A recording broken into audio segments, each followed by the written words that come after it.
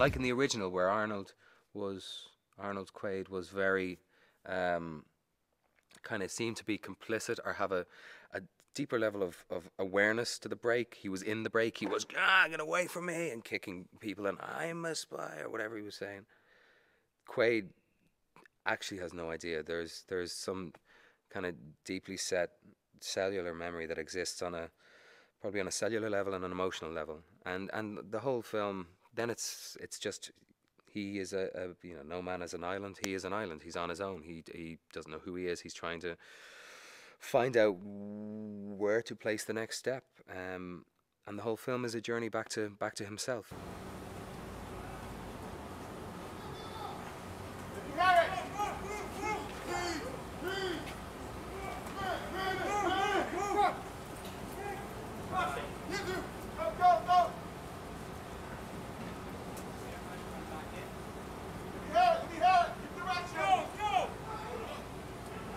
They would slam into each other at 40 miles an hour with us on top. So they had two drivers. They had two drivers in these cage cars. In each car, they had two drivers. One driver operated the model car, the model hover car that was on top, so that it did this, this, this, and this. So that was one driver beneath operating that, and the other driver operated the car beneath that just drove it around. So we had two of them slamming into each other.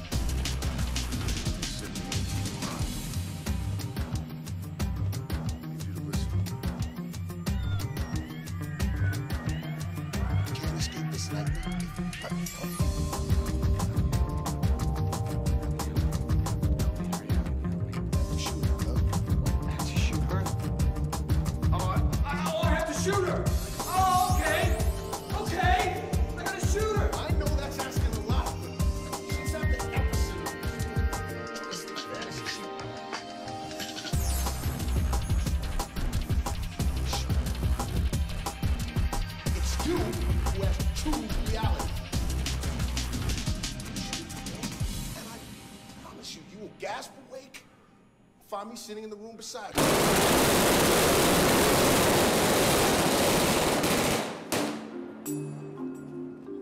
It's him!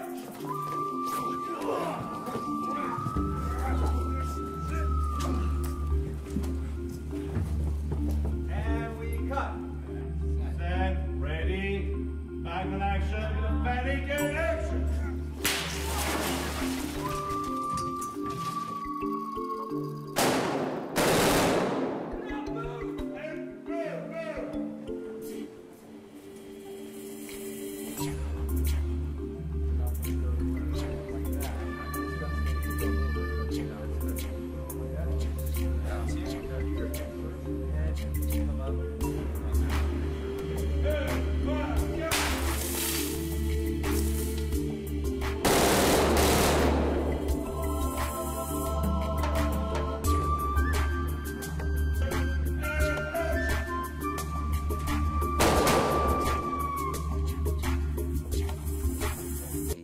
Basically living in a life that he should be, certainly. I mean, he's quite content in, and he seems to be kind of passively content in, but something is up, something is missing. The kind of frame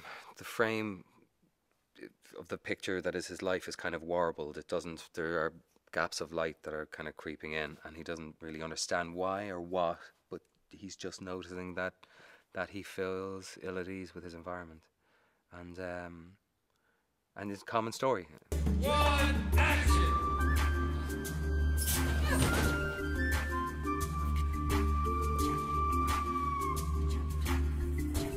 Action!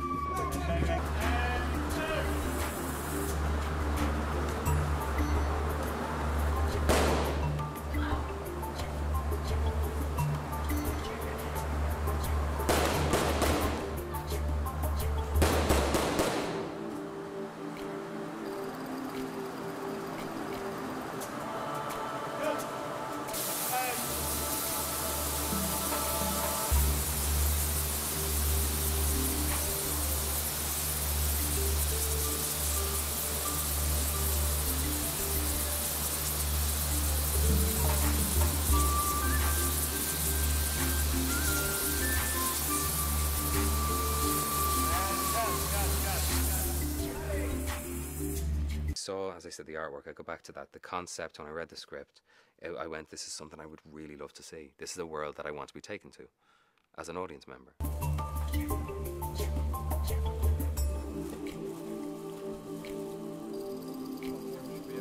Got it. Yes, sir.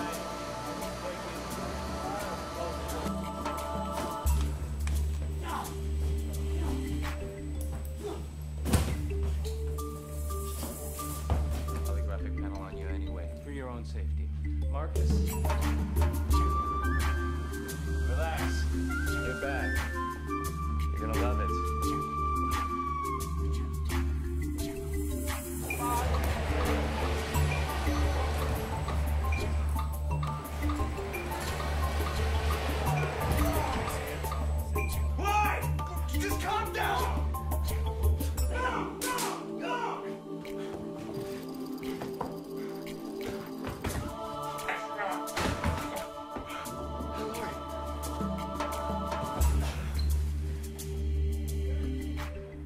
Hugely impressive and really clever and really, you know, you get it anytime you're around somebody who's going to be at the helm of a creative piece of work, and you get a sense that they understand that they're on the cusp of something, or they're at a point in their lives and their career where they're getting an opportunity to make their mark, and they're really hungry to make their mark. That's cool. I kind of want to align myself with that fella or that woman, and that's what I felt off Len. He really seemed to be cognizant of how big a monster this was, the amount of pressure based on the scale alone, but also based on the source material, from Philip K. Dick to Verhoeven's film, which is deeply cherished by many, to this. So,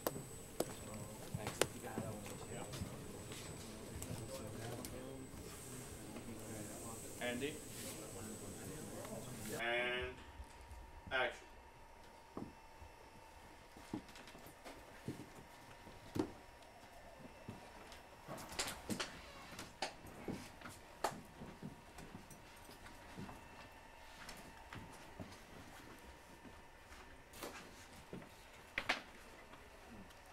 played by Jessica Biel, she is kind of his GPS system. She is the lighthouse that brings him safely home. You know, she's his emotional GPS.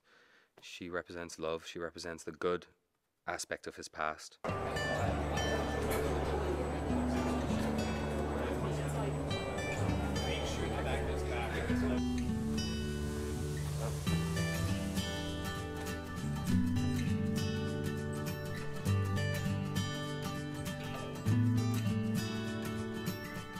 Break it down.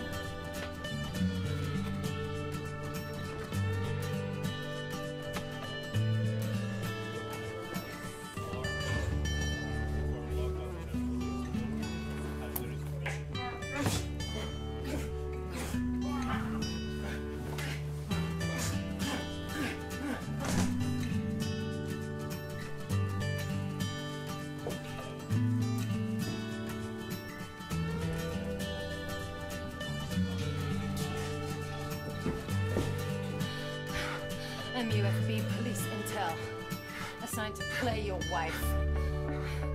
6 weeks ago, I didn't even know you. It's impossible.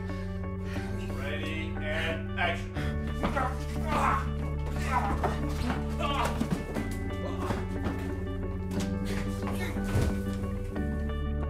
And action.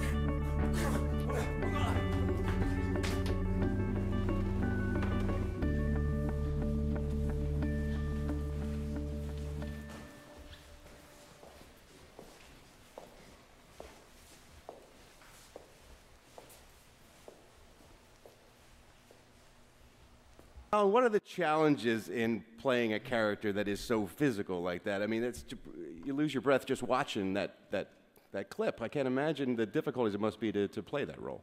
Yeah, just ate loads of chicken and went to the gym and drank protein shakes and tried to get a good night's rest. And that was it, really. I mean, I knew it was going to be a long shoot. The shoot was 5 or 6 months, was it?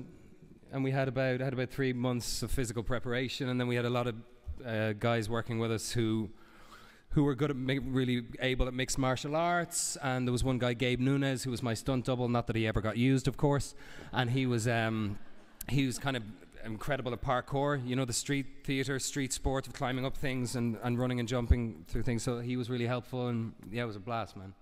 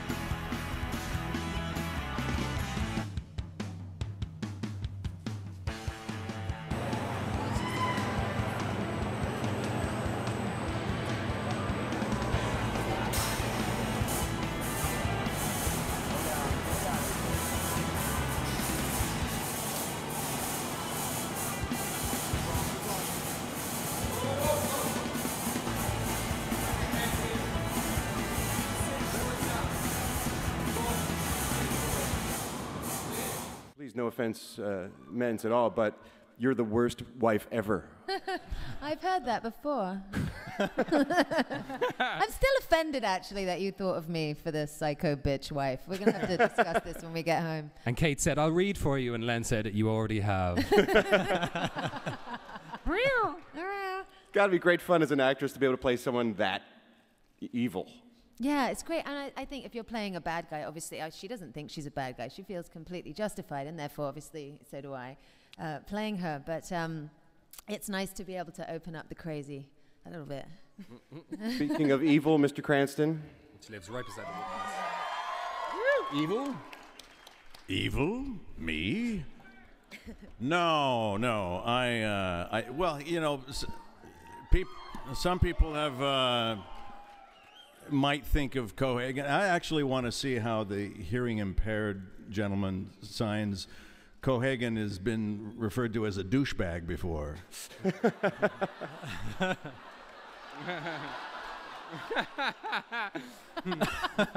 Now I know. No, a lot of fun, lots and lots of fun. Very physical. If it was very physical for me, these three went through an unbelievable training period. Exhausting every single day, and but I bet they slept well.